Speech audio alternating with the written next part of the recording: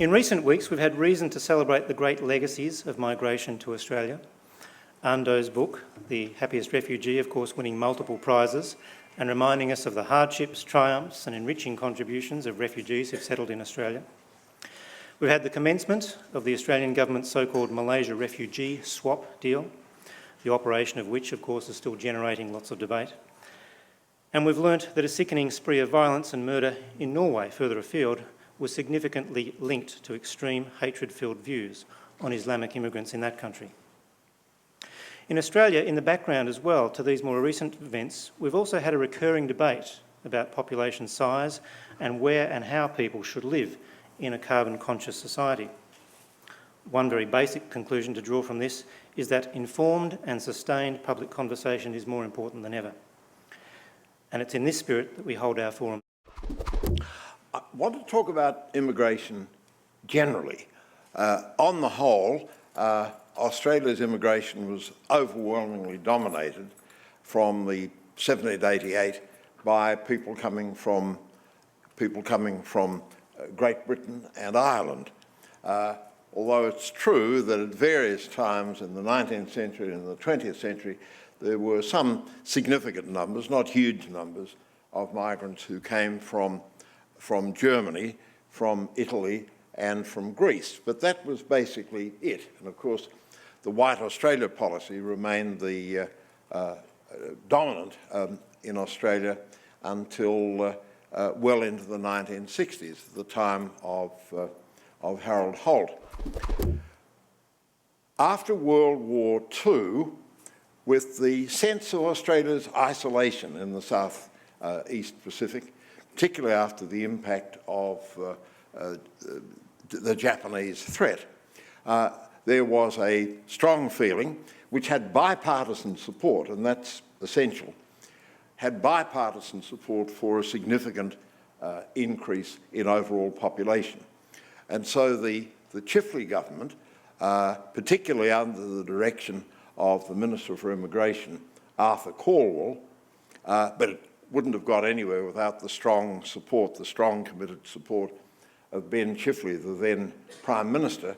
They determined on setting increased population goals for Australia. Australia's population at that stage was a mere 7.5 million. And so many people were sought from other parts of Europe, particularly the areas from areas which we hadn't had large numbers of migrants before. And on the whole, there was a bipartisan approach on immigration issues until, I'd have to say, the very end of the 20th century and the beginning of the 21st century. But attitudes to large-scale migration are deeply influenced by the prevailing mood of the time. I'd call it a Zeitgeist, if that didn't sound too pretentious. Where the mood is confident and optimistic, Australians appear to be relaxed about significant increases in migration. But when there's anxiety about the state of the international and/or domestic economy, as has been the case in recent years, coupled with the fear of terrorism, a breakdown of political consensus on immigration, and targeted media campaigns in tabloid newspapers and talkback radio, fueling a sense of resentment and characterising migrants, especially Muslim migrants, as a threat to the existing workforce and to social cohesion. I'm actually speaking about migrants generally. The situation's far worse with respect to community attitudes about refugees. There's been little or no consideration of the sheer volume of irregular migration, that members by international comparison, that the refugees by international comparison are very modest in number, with Australia ranking 46 in terms of the refugees. I think it's also fair to say, and perhaps rather depressing, that some of the toughest attitudes against refugees come from some areas, some federal electorates, with an unusually high proportion of migrants in the population. people who will say, well, look, they should have shut the door as soon as we got here. And so there's a kind of a double standard. Now, so I'm very conscious of the seriousness of the problems that we face, and these are some of the issues that Australia has to come to terms with in succeeding decades. Thank you. I came to this country first in late 1960s as a teenager. I found a country that was largely white and largely monocultural, so I was told. I also found a school where I was the only non-white student in a school of 1,200 students in Canberra, where there were a large number of diplomats, which you'd expect would change the demographics of the school, but did not. I was given to believe that I was leaving home and settling elsewhere, and leaving home was going to be permanent. I was told that I was going to live in a new, socially cohesive culture. And if I had to communicate with my friends and family, then I did it under a great deal of technical difficulties. If I wrote those aerograms, that some of you are old enough to remember aerograms, it took, assuming Australia Post and India Post worked, something like 2 to 3 months to get a reply. In other words, communication was not all that easy. And as a result, over time, I had to abandon my friendships and even my links with some of my relatives. Now, things are very different indeed. Communication has become constant, instant, organic, and regularized. I've recently returned from the United States, working there for 10 years, and I see myself as immigrating to Australia for the second time. This time, my experience of migration is very different indeed.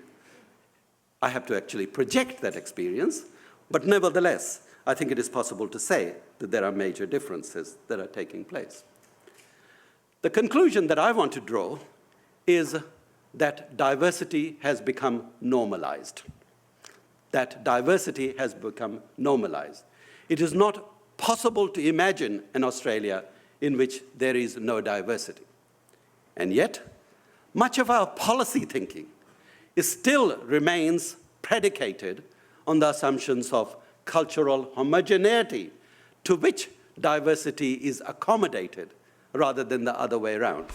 Now, what I want to do in terms of throwing out a challenge to you is to ask as to whether it is now possible for us to think about policy imaginatively and creatively with cultural heterogeneity as the norm, as the natural state of Australia, rather than an exception, a norm rather than an exception. That challenge is really quite profound for our policy thinking. We have to actually start thinking about diversity as ubiquitous, as transnational, and indeed changing in its character all the time. And if that's so, then how do we work with diversity and not simply manage it? Not simply manage it becomes a really quite a profound issue for our times in the era of globalization. Thank you. What do Australia's Muslims really think? And the reason, and what I'm going to do is give you a very brief summary of a major research project that I've been involved in over the last couple of years. And I've left a copy, if anybody is interested, I've left a copy of the article at the front desk there where you can get further information. But I'll give you some of the basic facts that we found and some of the most stripped back findings because I think they're very interesting.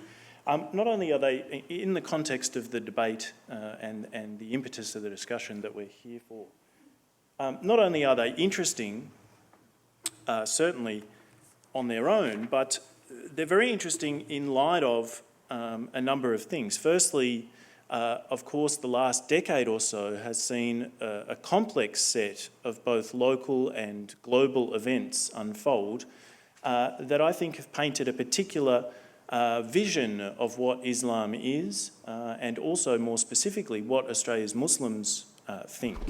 84%, the overwhelming majority of Muslims in Australia, believe that they should integrate into Australian society in full, whilst retaining, of course, their religious identity.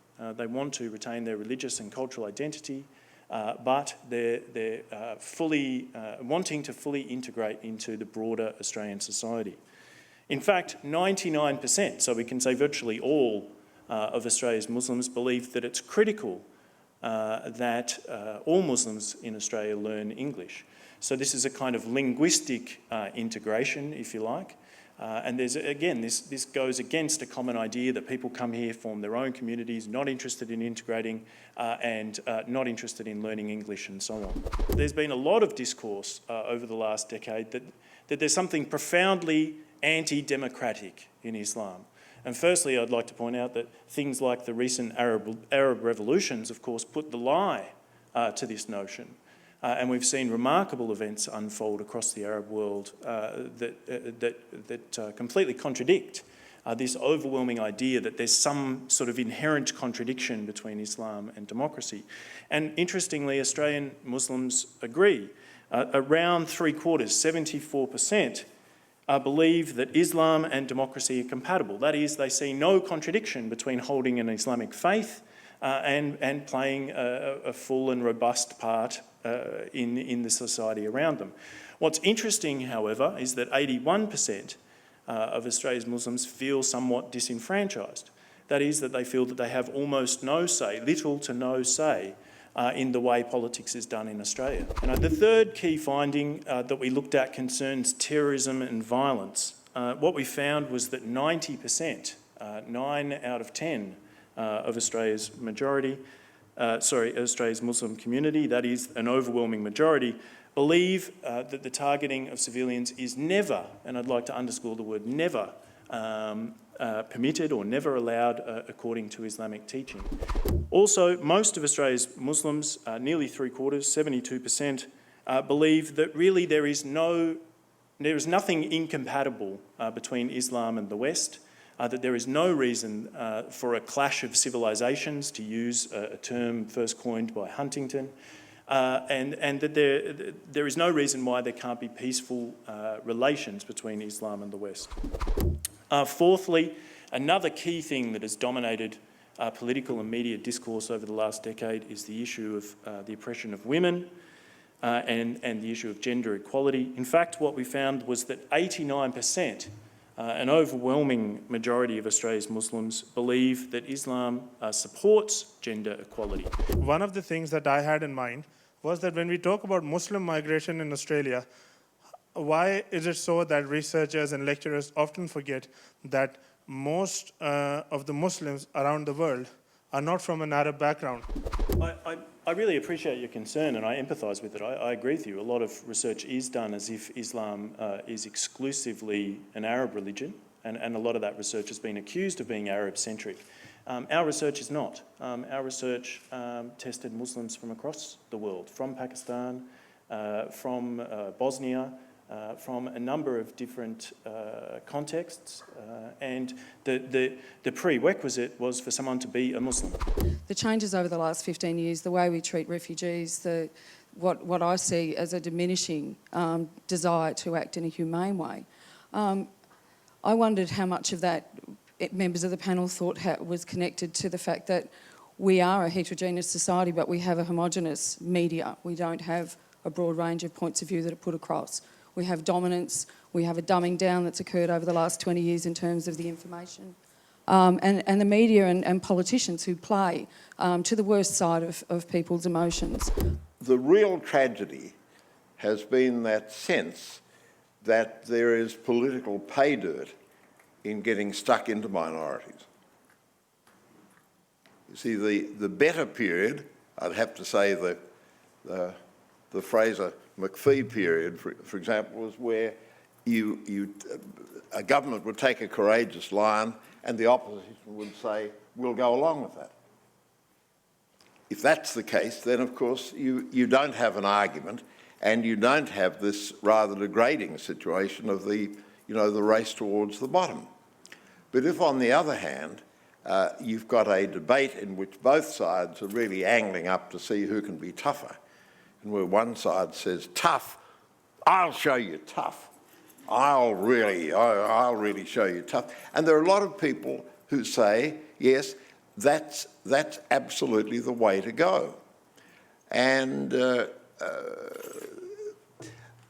in a way, you see, what was interesting, but also really rather distressing, or distressing to me, has been that in some ways the Australian concept of fairness, of equity, of the fair go, has been inverted, where people say, well, they should get back in the queue. And you have to say, there is no queue. But in fact, you see, that's the whole concept, to say, look, we're all for orderly processes. We came here as a result of orderly process, and that's the way to do it.